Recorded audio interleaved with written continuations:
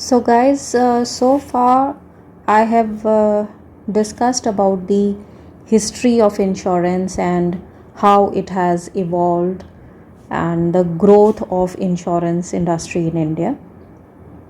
And we have already discussed that initially the insurance sector in India was in private hands, means life insurance companies or general insurance companies, they were operated by the private players. Later on, because of so many drawbacks, in 1956 the insurance companies, these private players, they were taken over by the government, and LIC was formed in 1956, so nationalization happened. Similarly, in 1973 general insurance business was also nationalized by taking over all the private general insurance companies. सो उसके पीछे reasons थे, reasons हम already discuss कर चुके हैं. Nationalisation होने के बाद काफ़ी ग्रोथ जो है LIC और GIC के जो 4 सब्सिडरीज़ हैं उन्होंने काफ़ी ग्रोथ दिखाया. वो ग्रोथ पैटर्न भी हमने स्टडी कर लिया है. उनके क्या फैक्टर्स थे जो कि ग्रोथ को कंट्रीब्यूट कर रहे थे, this also we have discussed. But there were certain weaknesses in insurance sector at that time as well. तो वीकनेसेस क्या थी, लाइक इंश्योरेंस पेनिट्रेशन बहुत कम थी, डेंसिटी बहुत कम थी, क्वालिटी जो थी इंश्योरेंस सर्विसेज की वो पुअर थी, इंश्योरेंस प्रोडक्ट्स की अवेलेबिलिटी भी काफ़ी कम थी. जनरल इंश्योरेंस के केस में हालांकि प्रोडक्ट्स का नंबर बहुत था, लेकिन जो एक्टिवली ट्रेडेड थे वो सिर्फ 30 to 35 products they were actively traded. Similarly in life insurance also only 2 products were actively traded. Productivity कम थी. So this is already we have done.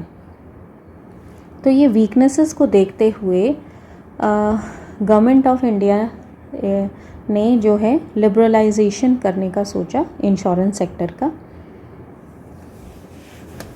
तो 1991 में जो है काफ़ी सारे इकोनॉमिक रिफॉर्म्स गवर्नमेंट ने किए थे because of the economic crisis that India faced.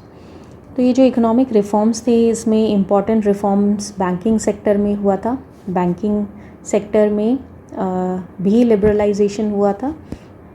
Public banks तो थे ही, साथ के साथ प्राइवेट बैंक्स भी इंडिया में ऑपरेट करना शुरू कर दिया था.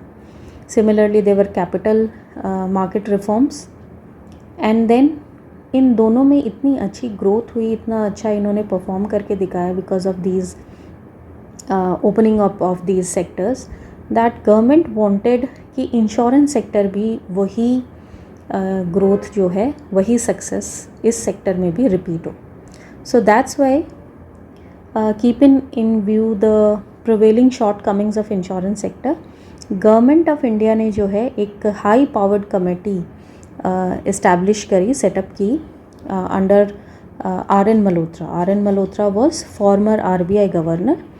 So he was entrusted with the duty to examine the structure of insurance industry and then recommend the changes to make it more efficient. तो कमेटी ने रेकमेंड किया था प्राइवेटाइजेशन के लिए.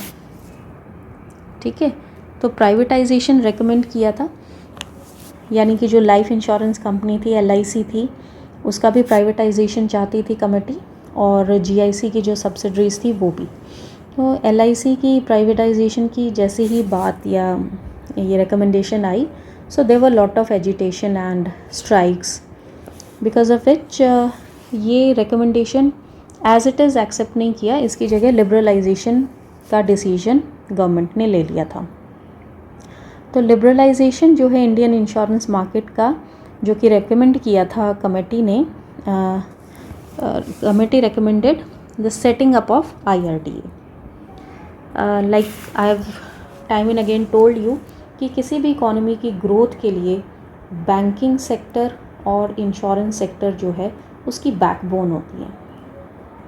ठीक है, तो कोई भी बिज़नेस सरवाइव करने के लिए बैंकिंग भी बहुत इम्पॉर्टेंट है और रिस्क फ्री एनवायरनमेंट प्रोवाइड करने के लिए इंश्योरेंस का होना भी काफ़ी इम्पॉर्टेंट है. तो अगर इन दोनों सेक्टर्स में किसी भी तरह की अगर ये जैसे बैंकिंग कंपनीज़ है या इंश्योरेंस कंपनीज़ हैं, अगर ये फेल हो जाती हैं तो ये काफ़ी बड़ा सेटबैक होता है इकोनॉमी के लिए, because people they are keeping their hard earn money in these companies. किस पर्पज़ के लिए करती हैं? ताकि उनका मनी सेफ़ रहे, और अगर वो सेफ्टी ही क्वेश्चन मार्क लग जाए उस पर, तो obviously the confidence of the public is शेकन।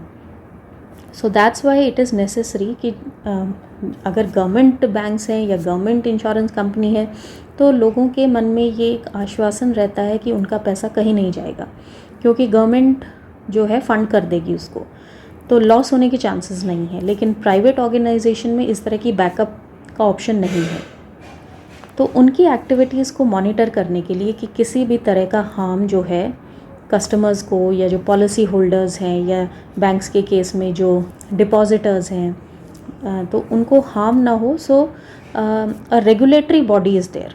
तो जैसे बैंक्स के केस में आरबीआई रेगुलेटरी बॉडी है, कैपिटल मार्केट्स को गवर्न करने के लिए वी हैव सेबी। तो Malhotra committee recommended setting up of IRDA in case of insurance sector, that is Insurance Regulatory Development Authority of India। तो जैसा कि मल्होत्रा कमेटी ने रेकमेंड किया था, तो IRDA एक्ट जो है 1999 में पास किया गया था दिसंबर में, और IRDA ने जो अपनी फंक्शनिंग है वो जनवरी 2000 से स्टार्ट कर दी थी। Initially, the private players were allowed to do business in India with maximum of 26% of foreign holding। यानी कि अगर फॉरेन कोई इंश्योरेंस बिजनेस कंपनी है वो इंडिया में बिज़नेस करना चाहती है, तो वो किसी इंडियन इंश्योरेंस कंपनी के साथ जॉइंट वेंचर में आके बिज़नेस कर सकती है, और इसमें जो है बिज़नेस में जो उसका शेयर होल्डिंग होगा वो केवल 26% होगा। तो this was the initial capping. तो फॉरेन कंपनीज इंडिया में डायरेक्टली जो है बिज़नेस नहीं कर सकती थी 100%, यानी कि उनका जैसे फॉरेन बैंक्स हैं, फॉरेन बैंक्स इंडिया में ऑपरेट करते हैं, लेकिन फॉरेन इंश्योरेंस कंपनी कोई भी नहीं है। जितनी भी कंपनीज़ हैं फॉरेन कंपनीज़, वो सारी की सारी इंडियन कंपनीज़ के साथ जॉइंट वेंचर में है। फॉर एग्जांपल टाटा, AIA, इसमें जो है Tata is an Indian company and AIA जो है ये फॉरेन कंपनी है। तो ये जॉइंट वेंचर में आके जो है इंडिया में बिज़नेस करती है, और इसमें फॉरेन कंपनी जो इस पर्टिकुलर कंपनी में जो इसका होल्डिंग है, शेयर है, परसेंटेज है, that is initially it was 26%, now it is raised to 49%। So insurance sector it grew tremendously after liberalisation, क्योंकि बहुत ज़्यादा ऐसी मार्केट थी जो कि कभी एक्सप्लोर ही नहीं हुई थी। For example rural area, it was never explored. There were some particular segments, types of insurance जो कि कभी प्रोवाइड नहीं की गई थी, जैसे हेल्थ सेगमेंट जो है काफ़ी निगलेक्टेड सेगमेंट रहा है। अब स्पेसिफिकली इंश्योरेंस कंपनीज आ गई हैं जो कि केवल और केवल हेल्थ इंश्योरेंस प्रोवाइड कर रही हैं। So such type of things were not existing before the privatization, or you can say liberalization of the insurance. Also there was a huge unexploited segments of population, तो इसलिए growth जो है काफ़ी tremendous हुई है इंश्योरेंस सेक्टर में। So the opening up of the insurance sector, it offered ample opportunities to both existing insurance companies, यानी कि LIC ने भी इसके बाद काफ़ी ग्रोथ की है, और जो नए प्लेयर्स आए उन्होंने भी जो है जो अनटैप्ड मार्केट थी, अनएक्सप्लॉइटेड सेगमेंट्स थे, उसमें पेनिट्रेशन दिखाकर जो है काफ़ी प्रॉफिट्स या ग्रोथ शो की है। So the economic and insurance growth of the country they mutually influence together, and insurance आज की डेट में जो है it is the most developing sector of India. Later on जो है 2017 में री इंश्योरेंस सेक्टर भी लिबरलाइज कर दिया गया था। री इंश्योरेंस का मतलब होता है जब इंश्योरेंस कंपनी अपना बिजनेस इंश्योर कराती है तो वो किसी नॉर्मल इंश्योरेंस कंपनी से इंश्योरेंस नहीं करा सकती, दे गो फॉर अ री इंश्योरर। तो यानी कि इंश्योरेंस मार्केट में एक तो होता है insured like you and I and businesses, फिर होती है इंश्योरेंस कंपनीज़, ठीक है, जो कि इंश्योरेंस प्रोवाइड करती हैं। अब इन इंश्योरेंस कंपनीज़ को भी इंश्योरेंस चाहिए, तो ये इंश्योरेंस कहाँ से ले सकती हैं? फ्रॉम री इंश्योरेंस कंपनी। तो री इंश्योरर्स होते हैं इंडिया में जो है, एक ही री इंश्योरर था, जीआईसी, ठीक है, क्योंकि जीआईसी पहले तो 4 सब्सिडरीज़ के थ्रू फंक्शनिंग करता था, लेकिन जब लिबरलाइजेशन हुआ तो ये सारी जो कंपनीज़ थी, जो सब्सिडरी कंपनीज़ थी, ये इंडिविजुअल कंपनीज़ हो गई थी, और जीआईसी को जो है स्टेटस मिल गया था एक री इंश्योरर होने का। अब जो है 2017 में ये वाला सेक्टर भी लिबरलाइज कर दिया है, यानी कि कोई प्राइवेट कंपनी भी री इंश्योरेंस बिजनेस कर सकती है। रिसेंटली इन 2018 जो प्राइम मिनिस्टर हैं, उन्होंने हेल्थ इंश्योरेंस प्रोग्राम अनाउंस किया है टू 100 मिलियन फैमिलीज़, उससे भी काफ़ी बूस्ट मिला है इंश्योरेंस सेक्टर को, और इससे जो है काफ़ी ग्रोथ हेल्थ प्रीमियम्स में नज़र आएगी फ्यूचर में। फिस्कल 2018 में जो ग्रॉस प्रीमियम है दैट हैज़ इंक्रीज्ड 11.5%, ठीक है, तो 6.1 लाख करोड़ रुपीस तक जो है टोटल ग्रॉस प्रीमियम हो गया है, और एवरेज जो है 5 इयर्स की कंपाउंड एनुअल ग्रोथ रेट जो है that comes out to be 11%. So during fiscal 2018 total gross premium has increased. Now India's insurance and reinsurance sectors are growing strongly, driven by strong economic growth and evolving regulatory regime. यानी कि insurance और री insurance sector जो है दोनों ही काफ़ी अच्छी economic growth ये दिखा रहे हैं, और हमारा जो रेगुलेटरी रजीम है इंश्योरेंस सेक्टर का, जो कि कौन गवर्न करता है? IRDA. तो ये भी जो है time to time keeping in mind the changing economic conditions and market conditions, ये उसके according rules and regulations frame करता रहता है।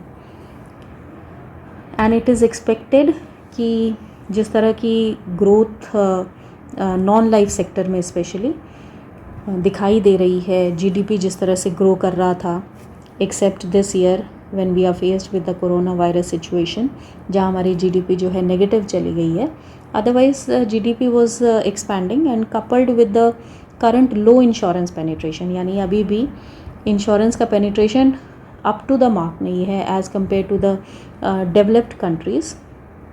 तो लो इंश्योरेंस पेनिट्रेशन होने का मतलब है कि अभी भी ग्रोथ के बहुत ज़्यादा स्कोप है। तो जीडीपी जैसे जैसे ग्रो करेगा तो there is a growth in the non life sector over the coming years. So that is all about the evolution and growth of insurance business in India. Thank you.